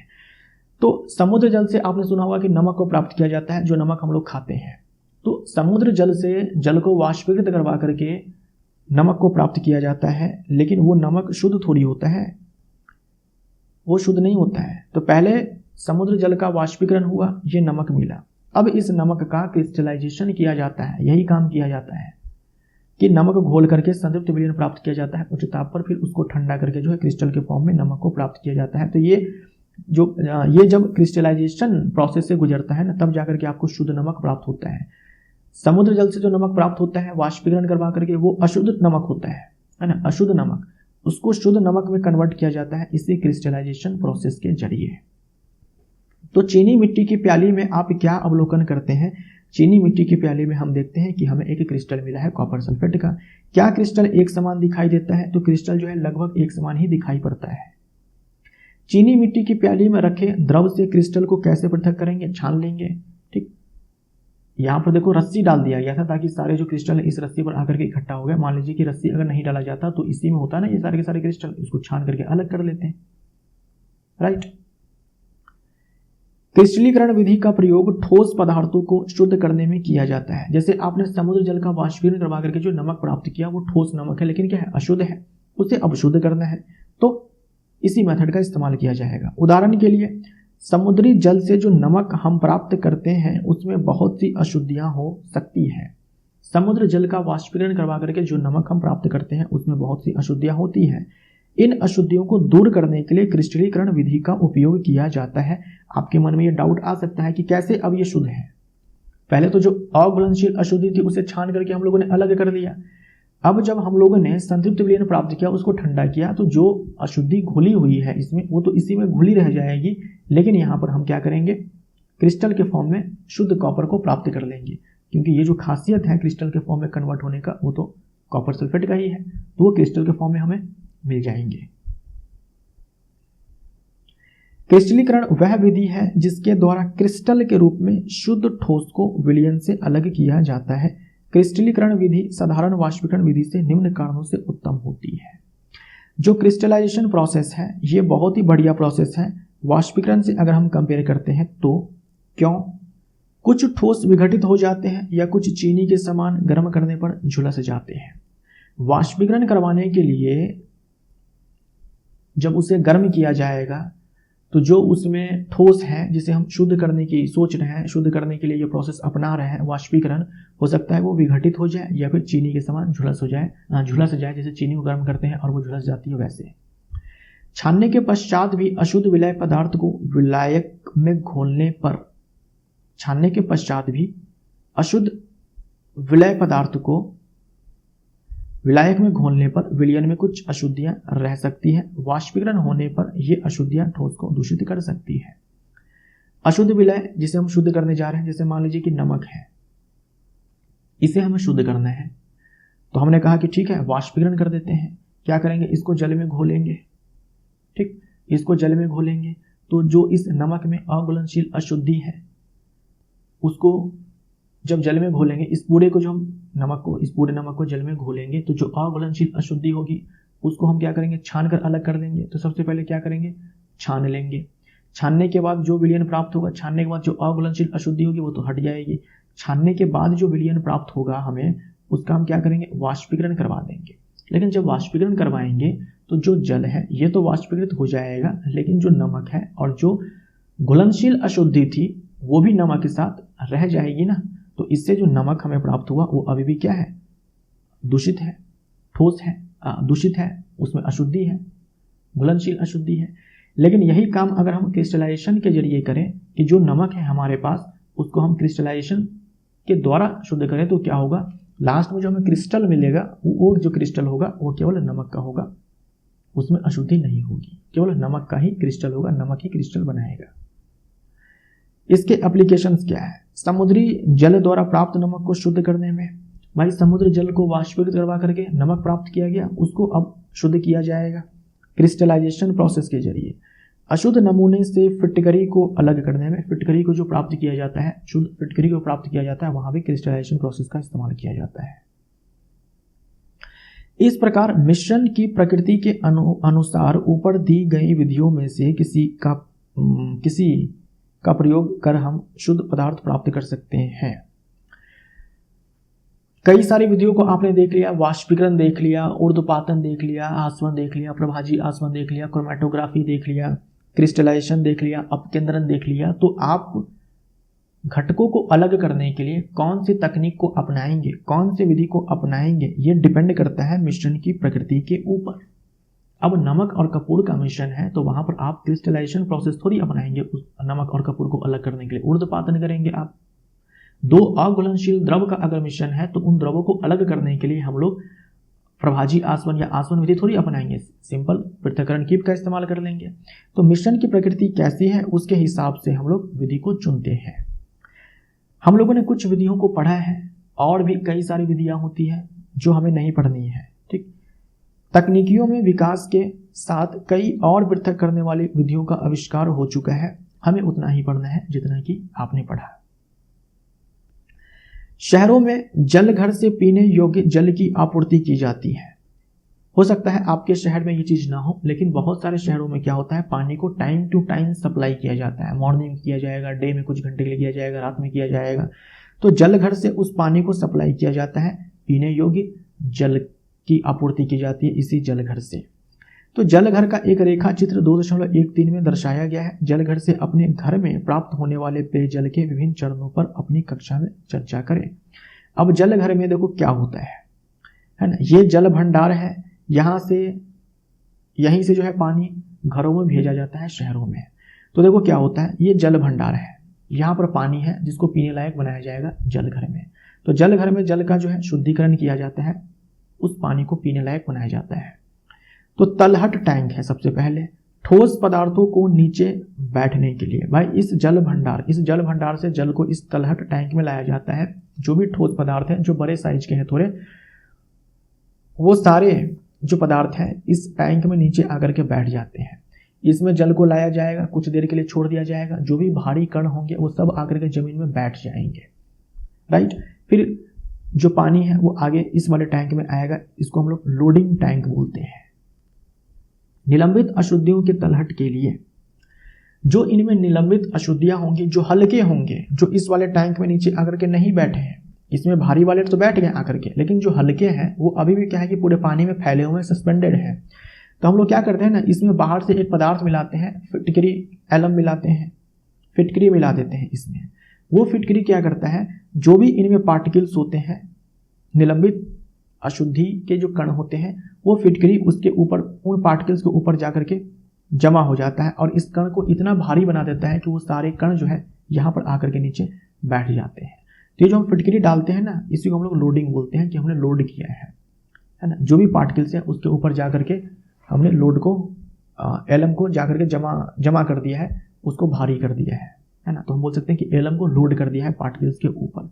ये सारे अशुद्धि वाले कण थे, तो इतना भारी कर दिया कि सारे के सारे जो अशुद्ध कण थे वो सब नीचे आकर के बैठ गए। उसके बाद छानक टैंक में पानी को लाया जाता है।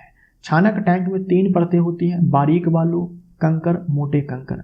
मोटे कंकर सबसे नीचे है, उससे ऊपर कंकर है और बारीक बालू सबसे ऊपर है। यहाँ से जल जो है पहले इस वाले लेयर से, फिर इस वाले लेयर से, फिर इस वाले लेयर से छनता है, ठीक। फिर यहाँ से पानी को लाया जाता है बैक्टीरिया मारने के लिए एक दूसरे टैंक में। बैक्टीरिया मारने के लिए क्लोरीनीकरण, जो क्लोरीन गैस है इसको इसमें ऐड किया जाता है। हो सकता है ब्लीचिंग पाउडर का इस्तेमाल किया जाता हो, यहाँ पर ब्लीचिंग पाउडर को जब जल में डालते हैं तो वहाँ से क्लोरीन गैस मुक्त होती है जो बैक्टीरिया को मारती है, और उसके बाद जो है पानी को सप्लाई किया जाता है घरों में। तो ऐसा होता भी है कि पानी जब यहाँ से आता है तो ब्लीचिंग पाउडर का जो स्मेल होता है वो भी सूंघने को मिलता है। मैंने तो सूंघा हुआ है, राइट। तो ऐसा हो सकता है। तो जल घर में जल का शुद्धिकरण जो है कुछ इस प्रकार से होता है, इतने सारे स्टेप्स में होते हैं। तलहट टैंक में पहले लाया जाता है भारी कणों को नीचे बैठाने के लिए, भार टैंक में लाया जाता है हल्के कणों को नीचे बैठाने के लिए, बाहर से पदार्थ ऐड किया जाता है, फिर छानक टैंक में फिर क्लोरीनीकरण किया जाता है बैक्टीरिया को मारने के लिए, और उसके बाद सप्लाई किया जाता है घरों में। इसके बाद जो है आपसे प्रश्न पूछा जाता है किताब में, पेट्रोल और मिट्टी का तेल जो कि आपस में घुलनशील है के मिश्रण को आप कैसे पृथक करेंगे। तो पेट्रोल और मिट्टी का तेल जो कि आपस में घुलनशील है के मिश्रण को आप कैसे पृथक करेंगे। पेट्रोल तथा मिट्टी के तेल के क्वथनांक में 25 डिग्री सेल्सियस से अधिक का अंतराल है। अगर अधिक का अंतराल है तो हम लोग सिंपली क्या करते हैं, आसवन विधि का इस्तेमाल करते हैं। 25 डिग्री सेल्सियस से अधिक का अंतराल है तो हम लोग सिंपली आसवन विधि का इस्तेमाल करते हैं। अगर इससे कम होता तो प्रभाजी आसवन विधि का इस्तेमाल करते हैं। पृथक करने की सामान्य विधियों के नाम दे। दही से मक्खन निकालना है तो आप क्या करेंगे, अपकेंद्रन करेंगे। समुद्री जल से नमक अगर आपको प्राप्त करना है तो सिंपली आप क्या करेंगे, वाष्पीकरण करवा देंगे, और जो नमक मिलेगा वो अशुद्ध होगा, उसको शुद्ध करने के लिए क्रिस्टलीकरण करेंगे। नमक से कपूर अगर आपको प्राप्त करना है तो क्या करेंगे, ऊर्ध्वपातन करेंगे, राइट। क्रिस्टलीकरण विधि से किस प्रकार के मिश्रणों को पृथक किया जा सकता है। क्रिस्टलीकरण विधि से किस प्रकार के मिश्रणों को पृथक किया जा सकता है, अलग किया जा सकता है। तो ठोस पदार्थों को शुद्ध करने के लिए ठोस पदार्थों को शुद्ध करने के लिए क्रिस्टलीकरण विधि का उपयोग किया जाता है, ठोस पदार्थों को शुद्ध करने के लिए, राइट। दोस्तों इस वीडियो को हम लोग यहीं पर समाप्त करते हैं। ये हमारा पार्ट 2 है। एक और पार्ट आएगा पार्ट 3। सोचा था 2 पार्ट्स में ही इसको फिनिश कर दें, लेकिन पार्ट 3 में हम लोग इस पूरे चैप्टर को कंप्लीट करेंगे। पार्ट 3 में हम लोग तत्व के बारे में, यौगिक के बारे में, उसके बाद भौतिक एवं रासायनिक परिवर्तन के बारे में पढ़ेंगे और सारे ही एक्सरसाइज के हम लोग प्रश्नों को देखेंगे, ठीक। तो पार्ट 3 में ये चैप्टर जो है आपका कंप्लीट होगा। ये मानकर चलो कि हर चैप्टर जो है आपका 3 पार्ट में खत्म होगा, ठीक है। जो चैप्टर छोटे होंगे उसे 2 पार्ट के अंदर ही समाप्त कर दिया जाएगा, लेकिन मानकर चलो आप कि 3 पार्ट्स में जो है आपके चैप्टर खत्म होंगे। और पार्ट वाइज आप देखिए, चीज़ों को समझिए, तो आपके लिए जो है ज़्यादा बेनिफिशियल होता है, यूजफुल होता है। एक ही पार्ट में आप देखते देखते जो है आपकी एनर्जी भी खत्म हो जाती होगी, फिर आप उतने अच्छे से समझ भी नहीं पाते होंगे। इससे बेहतर है कि पार्ट वाइज देखिए, 3 पार्ट्स के अंदर जो है मैं चैप्टर को फिनिश करवा दूंगा, ठीक। हर चैप्टर को 3 पार्ट्स के अंदर जो है मेरे द्वारा खत्म कर दिया जाएगा। तो आप ये मानकर चलो कि लगभग 3 पार्ट्स में जो है सारे चैप्टर आपके कंप्लीट होने वाले हैं। तो मिलते हैं पार्ट 3 में। Thank you so much.